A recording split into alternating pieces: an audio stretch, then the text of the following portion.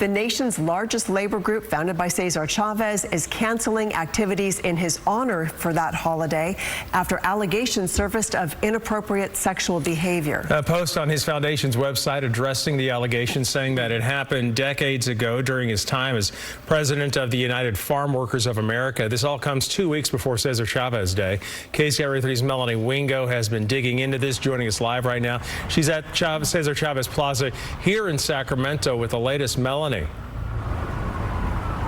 Yeah, this is just one of the civic amenities and parks, and you see statues all named after the late labor leader Cesar Chavez. And with so many events set to happen this month in honor of his legacy, we reached out to some local leaders for their reaction to the allegations against him that just surfaced.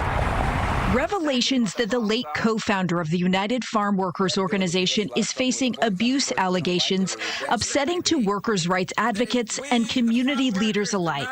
It was pretty devastating, and Cesar Chavez is definitely a figure that the Latino community looks up to. Vice Mayor for the city of Davis, Gloria Partida, sharing with us she's still processing the news. And right now, it's not clear how community celebrations traditionally held on or near Cesar Chavez's birthday, March 31st, will take shape, but that events that have happened in the past and those that will happen in the future are about the broader movement for workers' rights that began decades ago. But there were many, many people that were involved in that movement to make it successful. There were allies, and you know, just no one can do something like this alone.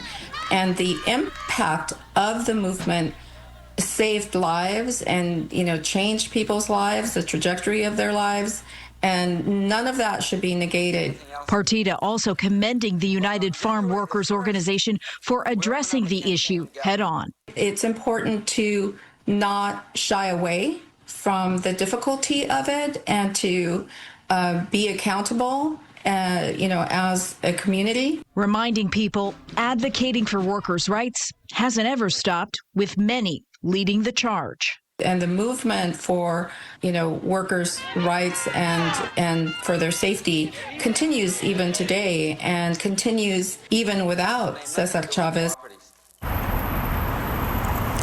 Also tonight, we heard from Sacramento City Council member Eric Guerra, who shared this perspective with us. In a statement, he writes, "As a father of 2 young children, I am deeply troubled by the serious allegations that have come to light regarding Cesar Chavez.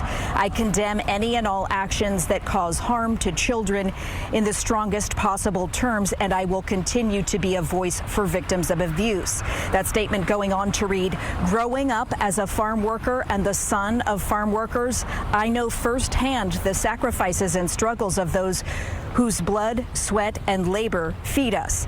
These allegations should not diminish the very real injustices that farm workers continue to face today, injustices that deserve our full attention and action." And back out here live, Edie and Golston, it does remain to be seen at this point what, if any, public celebrations in Cesar Chavez's honor will be renamed or rethought in the coming weeks. Reporting live in downtown Sacramento, Melanie Wingo, KCRA 3 News. Yeah, and we still wait to see what these exact allegations are. In the meantime, Melanie, thank you.